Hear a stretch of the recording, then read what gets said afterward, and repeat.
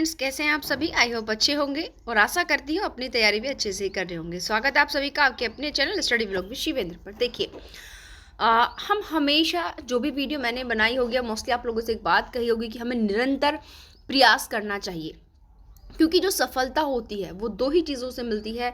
या तो हमारी सकारात्मक सोच होनी चाहिए, या फिर हम लोग निरंतर प्रयास करें उस चीज़ को लेकर के। अगर हम ये छोड़ देंगे कि नहीं अभी नहीं, कुछ दिन बाद करेंगे, कुछ दिन बाद करेंगे, तो वो समय जो एक कहते कि वक्त, एक सेकंड का भी वक्त कभी वापस लौट कर नहीं आता है। तो जो समय बीत रहा है वो बीत रहा है, वापस वो नहीं आने वाला है। क्योंकि अभी जो है आपका उत्तर प्रदेश राज्य सरकार ने विधानसभा में अपना बजट प्रस्तुत कर दिया है, जिसमें जो अभियोजन विभाग होता है, अभियोजन विभाग जो हमारी जो एपीओ की वैकेंसीज होती हैं, असिस्टेंट प्रोसिक्यूशन ऑफिसर की, उन वैकेंसीज उसी के द्वारा इशू की जाती हैं। तो उन्होंने बजट में यह पूरा कंक्लूजन करके दिया है कि उत्तर प्रदेश के 75 डिस्ट्रिक्ट के अंदर आखिर कितनी एपीओ की पोस्ट जो है खाली है। तो ये देखते हैं, यहाँ पर मेनली ये सारी अदर वैकेंसीज हैं हमारे, मतलब कि यानी कि जो लॉ करने वाले स्टूडेंट्स हैं मोस्टली, उनके लिए जो रिफ्रेशर होते हैं, डायरेक्ट एलएलबी करके जाते हैं, उनके लिए देखिए जो वैकेंसीज यहाँ पर आपको दिखाई दे रही हैं कितनी है, 402 वैकेंसीज हैं।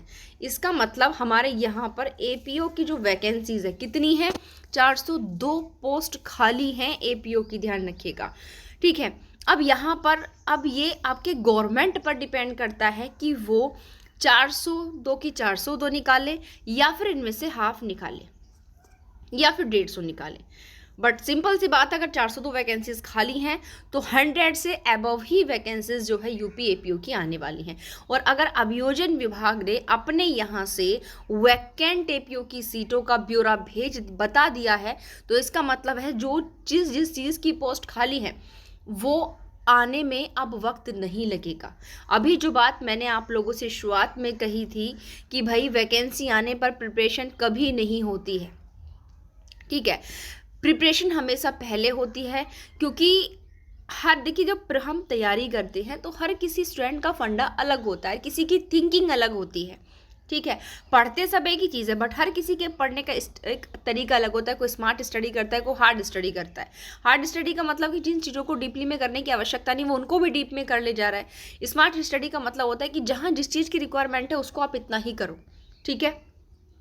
अब यहाँ पर देखिए होगा क्या कि मोस्टली अगर हमारी 100 या 150 वैकेंसीज भी निकलते हैं, अगर 200 वैकेंसीज भी, हाफ वैकेंसीज भी यहाँ पर आती हैं, ठीक है, क्योंकि रेयर है, देखिए जितनी वैकेंट है सीटें उतनी वैकेंसी आना तो यहाँ पर रेयर ही है, ठीक है। 200 या 250 इतनी हम मान सकते हैं, ठीक है, वो एक्सेप्शन के तौर पर कि वो सारी वैकेंसीज को जो है निकाल दें, ठीक।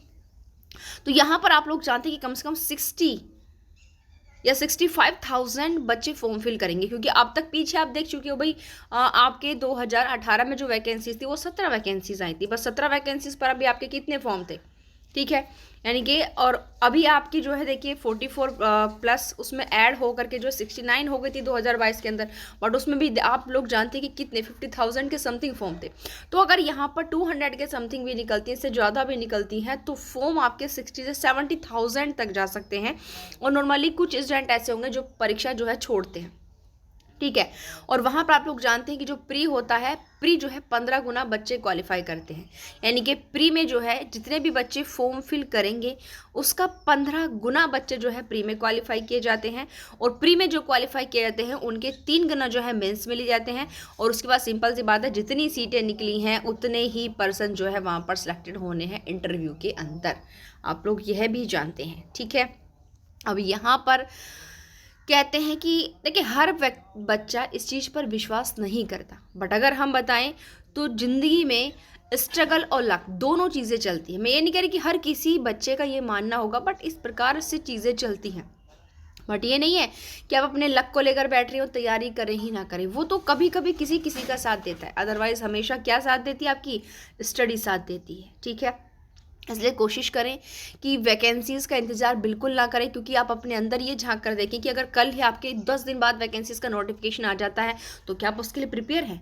क्या आपके ओल्ड तीनों क्रिमिनल लॉज, आपके न्यू तीनों क्रिमिनल लॉज, आपका police act, regulation plus GS, जिसका स्तर जो है अब आपका हाईएस्ट होता जा रहा है, क्या वो सारी चीज़ें आपकी प्रिपेयर है? ठीक है। तो प्लीज़ सभी कैंडिडेट जो कि इंटरेस्टिंग है यूपीएपीओ के लिए, सिलेक्शन लेना चाहते हैं तो अभी से अपनी तैयारी में लग जाइए। और यदि आप चाहते हैं कि अपनी तैयारी को और भी ज़्यादा मजबूत करना हो तो आप इस नंबर पर व्हाट्सअप करके एक क्वेरी ले सकते हैं। नंबर है 8840679353। एक बार फिर रिपीट कर देती हूँ, 8840679353। इस नंबर पर कॉल करके या व्हाट्सएप पर आप किसी भी प्रकार की मैसेज करके किसी प्रकार की इन्फॉर्मेशन ले सकते हैं और अपनी तैयारी को मजबूत बना सकते हैं और नेक्स्ट यूपीएपीओ वैकेंसीज में अपना सिलेक्शन पक्का कर सकते हैं। धन्यवाद।